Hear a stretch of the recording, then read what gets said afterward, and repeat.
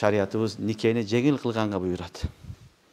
Канчалык нике жеңил болсо, ошончолук балдар коомдо бузукулук азаят. Нике кыйын болгон сайын бузукулук көбөйөт. Эгерде коомдо нике кымбат болуп кетсе, той топо менен, махыр менен кошуп кымбат болуп кетсе, баасы, анда ар кимдин колунан келбейт дагы бузукулук көбөйөт. Ошондуктан шариатыбыз тезинде нике кылганга, тез нике кылганга буйрат.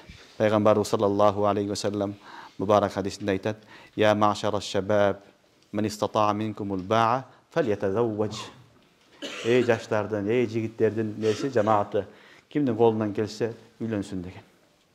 Үйлөнсүн деген.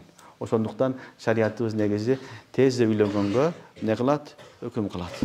Эгер биз сахабалардын, табииндердин, таба табииндердин дорун карасак, балдар, алар жаш эле кезинде үйлөнгөн. Жаш эле кезинде үйлөнгөн.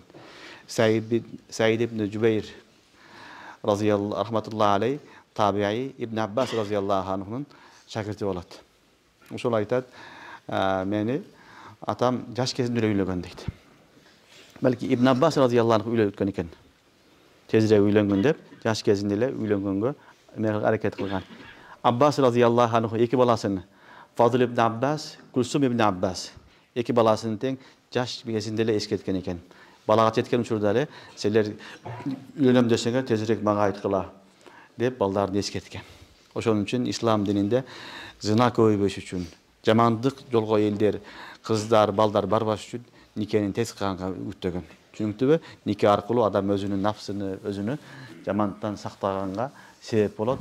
Ошон үчүн Аллах субханаху ва таала дагы шариатыбызда никени жеңил кылганга буйрган. Мүмкүн болушунча никени жеңил жетип кылган жакшы.